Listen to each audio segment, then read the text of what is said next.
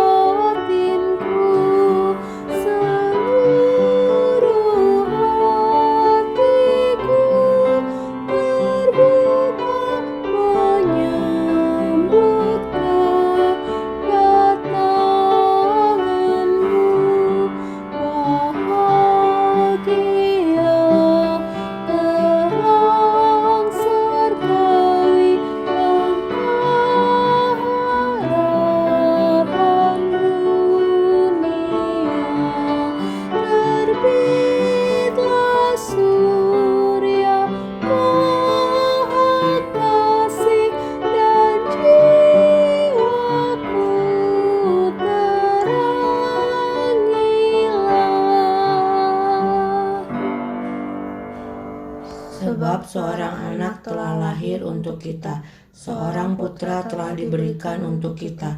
Lambang pemerintahan ada di atas bahunya, dan namanya disebut orang, Penasehat Ajaib, Allah yang perkasa, Bapa yang kekal, Raja damai. Besar kekuasaannya dan damai sejahtera tidak akan berkesudahan di atas tahta Daud dan di dalam kerajaannya, karena ia mendasarkan dan mengokohkan dengan keadilan dan kebenaran dari sekarang sampai selama-lamanya. Kecemburuan Tuhan semesta alam akan melakukan hal ini. Yesaya 9 ayat 5-6. Kami menyalakan kembali lilin pengharapan, mengingat janji Tuhan untuk mengutus juru selamat. Saat kita menyalakan kembali lilin damai, ingatlah suara yang berseru di padang gurun, persiapkan kamu jalan Tuhan. Sekarang kita menyalakan lilin sukacita, semoga hati kita selamanya dipenuhi dengan sukacita kedatangannya. Tema renungan kita hari ini adalah menanggapi Yesus. Beberapa waktu kemudian berangkatlah Maria dan langsung berjalan ke pegunungan menuju sebuah kota di Yehuda. Di situ ia masuk ke rumah Zakaria dan memberi salam kepada Elisabet. Dan ketika Elisabet mendengar salam Maria, melonjaklah anak yang di dalam rahimnya, dan Elisabet pun penuh dengan Roh Kudus. Lalu berseru dengan suara nyaring, "Diberkatilah engkau di antara semua perempuan, dan diberkatilah buah rahimmu. Siapakah aku ini sampai ibu Tuhanku datang mengunjungi aku? Sebab sesungguhnya ketika selamamu sampai kepada telingaku, anak yang di dalam rahimku melonjak kegirangan." Lukas 1 ayat 39-44. 3 bulan sebelum Yohanes dilahirkan, ketika dia ada di dalam kandungan, tiba-tiba melalui Roh Kudus dia menyadari bahwa dia berhadapan dengan Yesus juru selamatnya.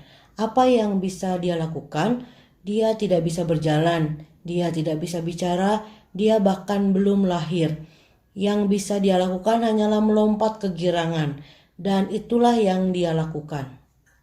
Yohanes Pembaptis yang belum lahir memiliki keterbatasan untuk menyambut Yerusalemnya. Kita juga mungkin terbatas secara fisik.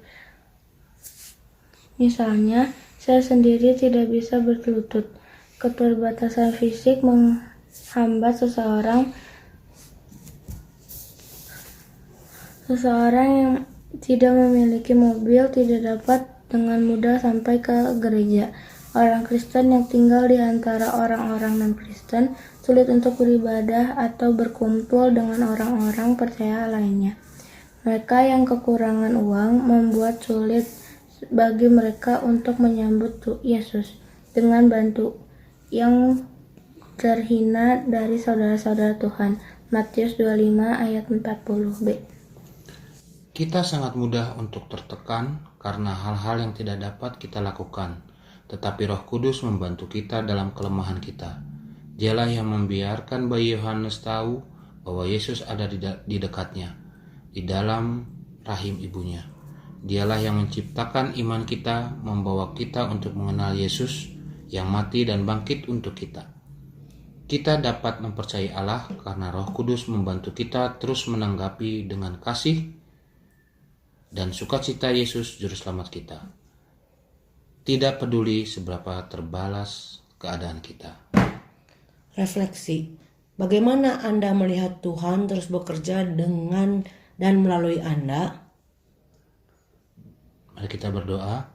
Ya Tuhan, tunjukkan kami bagaimana mengasihi dan menyambut Juru Selamat kami. Amin.